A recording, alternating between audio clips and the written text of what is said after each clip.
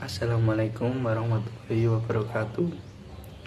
Pada video kali ini kami akan membahas mengenai konsep Islam, iman, dan ihsan dalam perspektif cinta, serta dapat memberikan contoh sikap maupun perbuatan yang mengaktualisasikan iman, Islam, dan ihsan. Tetapi sebelum kita lanjut ke pembahasan, terlebih dahulu saya akan memutarkan video mengenai hadis yang sesuai dengan tema yang akan kami bahas pada video kali ini. Tanpa berlama-lama, langsung saja kita simak video berikut ini. عن عمر رضي الله عنه أيضا قال: بينما نحن جلوس عند رسول الله صلى الله عليه وسلم ذات يوم إذ طلع علينا رجل شديد بياض الثياب الشديد سواد الشعر لا يرى عليه أثر السفر ولا يعرفه منا أحد حتى جلس إلى النبي صلى الله عليه وسلم فأسند ركبتيه إلى ركبتيه ووضع كفيه على فاخذيه وقال: يا محمد أخبرني عن الإسلام. وقال رسول الله صلى الله عليه وسلم: الإسلام أن تشهد أن لا إله إلا الله وأن محمد رسول الله وتقيم الصلاة وتؤتي الزكاة وتصوم رمضان وتحج البيت إن استطعت إليه سبيلا. قال: صدقت. فعجبنا له يسأله ويصدقه. قال: فأخبرني عن الإيمان. قال: أن تؤمن بالله وملائكته وكتبه ورسوله واليوم الآخر وتؤمن بالقدر خيره وشره. قال: صدقت. قال: فأخبرني عن الإحسان. قال: أن تعبد الله كأنك تراه فإن لم تكن تراه فإنه يراك. قال: فأخبرني عن الساعة. قال: ما المسؤول عنها بعلام من الساعة. قال: فأخبرني عن أمارتها. قال: أن تلد الأمة ربتها وأن ترى الحفاة العراة العلاة الرعاء الشاء يتطولون في البنيان. ثم انطلق فلبست مليا ثم قال: يا عمر أتدري من الساعي؟ قلت: الله ورسوله أعلم. قال: فإنه جبريل أتاكم يعلمكم دينكم. Nah, pada video hadis berikut tentunya mengandung banyak sekali penjelasan. Di antaranya adalah penjelasan mengenai iman, Islam, dan ihsan, yang tentunya akan kita bahas lebih dalam lagi pada video kali ini. Assalamualaikum warahmatullahi wabarakatuh. Perkenalkan, nama saya Rizal Dwi Prasetyo, NIM 048. Di sini saya akan menjelaskan tentang iman. Iman sendiri dapat diartikan sebagai meyakini, percaya, fondasi, dan bahkan mengikuti. Misal, contoh yang paling gampang yaitu sebelum kita membangun rumah, kita akan membangun dulu fondasinya. Jika bangunan rumah memiliki fondasi yang tidak kuat, maka rumah tersebut tidak akan lama untuk bisa berdiri. Di dalam fondasi tadi terdapat unsur-unsur seperti batu, semen, air, dan lain-lain. Seperti halnya iman, terdapat rukun iman yang pertama adalah iman kepada Allah.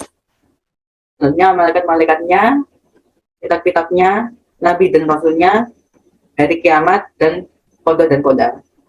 Dari semua itu, kita harus meyakini atau mempercayai dan mengikuti rukun iman tersebut agar fondasi kita kokoh. Bagaimana dengan tiang dan atapnya? Untuk tiang dan atapnya sendiri yaitu tiang adalah Islam dan atapnya sendiri adalah ihsan. Islam dan ihsan akan dijelaskan oleh teman saya. Di sini saya akan hanya menjelaskan tentang iman.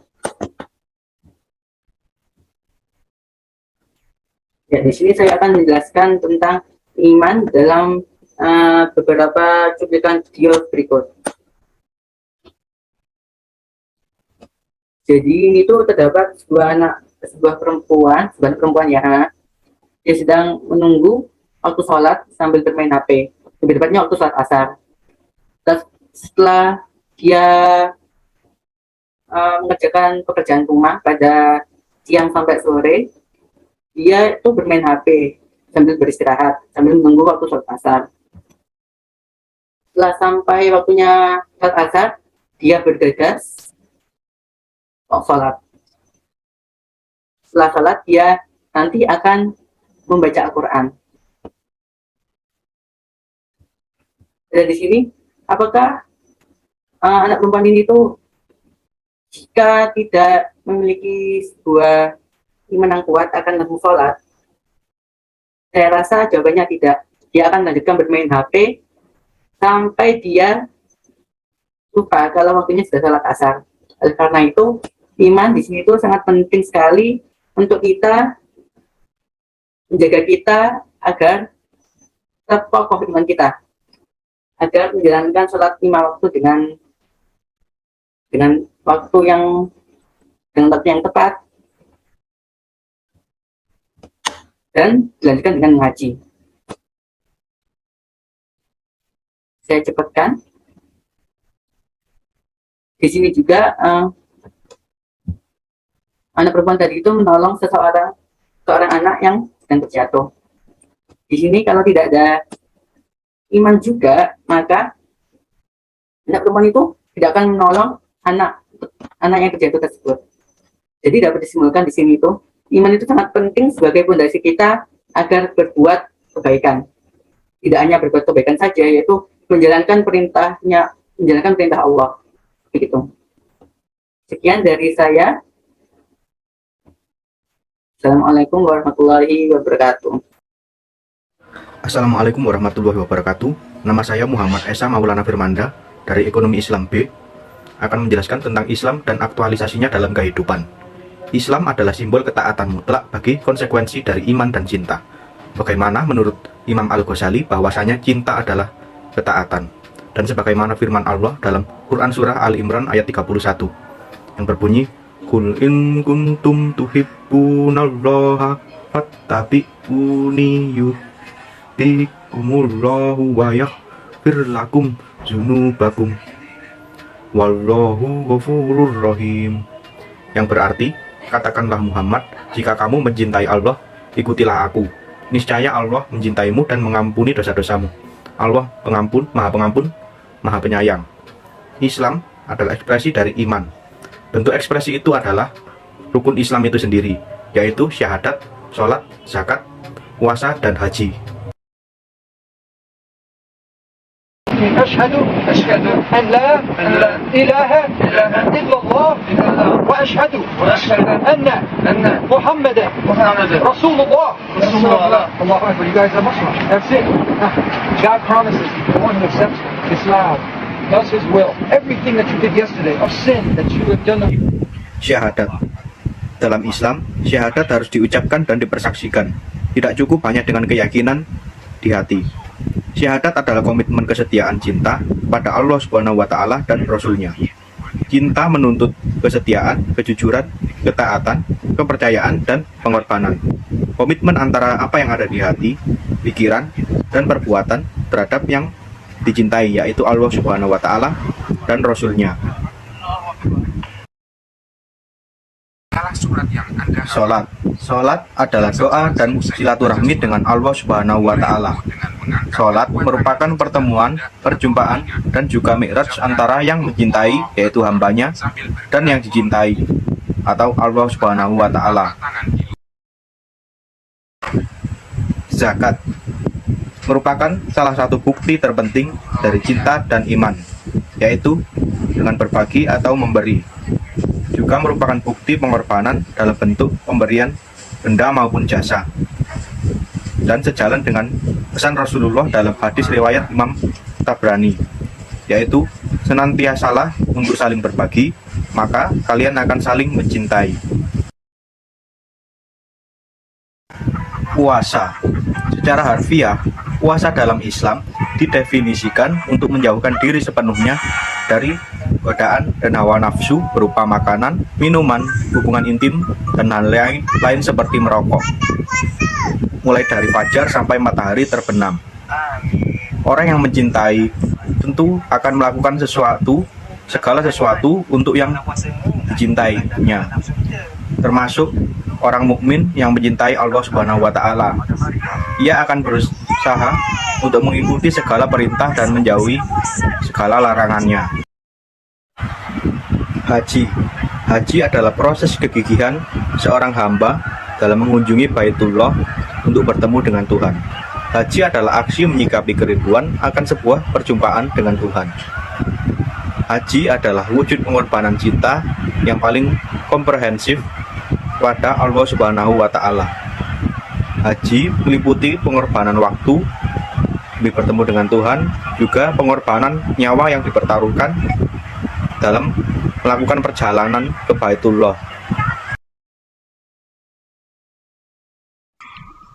Assalamualaikum warahmatullahi wabarakatuh. Kali ini saya akan menjelaskan mengenai ihsan dan aktualisasinya dalam kehidupan. Ihsan adalah kebaikan. Yang dimaksud adalah segala macam bentuk kebaikan dan perbuatan baik. Ihsan dalam terminologi hadis adalah ibadah dengan persaksian, atau dalam istilah tasawuf adalah ibadah ma'rifat, syahud dan muqarabah. Menyaksikan Allah Subhanahu wa Ta'ala dan dipersaksikan Allah Subhanahu wa Ta'ala. Sembahlah Allah Subhanahu wa Ta'ala seolah kamu melihatnya, dan bila tidak mampu, yakinlah bahwa Ia melihatmu. Hadis riwayat Muslim. Dalam perspektif cinta, ihsan itu adalah kondisi penjiwaan cinta tingkat tinggi, di mana seseorang selalu merasa dekat dengan yang dicintainya, walaupun jauh secara fisik. Ihsan adalah puncak kemurnian cinta, ketulusan, dan kesadaran. Ibnu Athaillah menyatakan barang siapa yang menghadap Allah tanpa ihsan, kesadaran cinta murni, maka ia akan diombang-ambingkan dengan berbagai macam ujian. Singkat kata, ihsan adalah akhlak mulia terhadap Allah Subhanahu wa Ta'ala dan kepada sesama. Akhlak mulia kepada Allah Subhanahu wa Ta'ala dalam membangun persepsi terhadap zatnya, kebijakannya, dan dalam berinteraksi dengannya. Akhlak mulia kepada sesama haruslah didasari oleh akhlak mulia kepada Allah Subhanahu wa Ta'ala. Tanpanya maka akan menjadi cacat, pincang, dan sesat. Itulah ateisme yang sebenarnya. Ateisme secara fakta sosial memang ada, akan tetapi secara sains tidaklah diakui keberadaannya. Menurut hasil riset genetika, neurosains, dan psikologi yang dilakukan oleh Dian Hammer, menyimpulkan salah satunya bahwa kepercayaan kepada Tuhan adalah hal yang diturunkan secara genetik. Artinya bahwa setiap manusia terlahir memiliki program ketuhanan yang telah diinstal dalam dirinya sebelum pengaruh-pengaruh eksternal menyebabnya. Persis sebagaimana firman Allah Subhanahu wa Ta'ala dalam surat Al-A'raf ayat 172 yang berbunyi, وَإِذْ أَخَذَ رَبُّكَ مِنْ بَنِي آدَمَ مِنْ ظُهُورِهِمْ ذُرِّيَّتَهُمْ وَأَشْهَدَهُمْ عَلَى أَنْفُسِهِمْ أَلَسْتُ بِرَبِّكُمْ قَالُوا بَلَى شَهِدْنَا أَنْ تَقُولُوا يَوْمَ الْقِيَامَةِ إِنَّا كُنَّا عَنْ هَذَا غَافِلِينَ.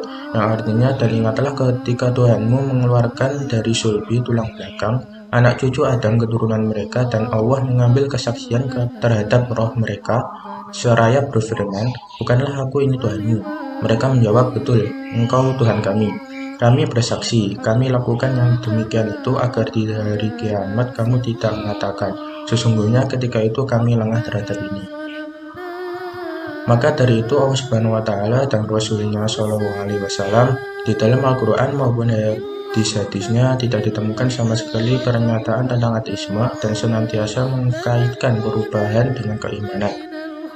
Iman, Islam, dan ihsan adalah satu kesatuan yang tidak dapat dipisahkan. Masing-masing menjadi pelengkap bagi yang lainnya. Hubungan yang saling terkait dan tidak dapat terpisahkan antara tiga komponen tersebut. Terima kasih. Wassalamualaikum warahmatullahi wabarakatuh.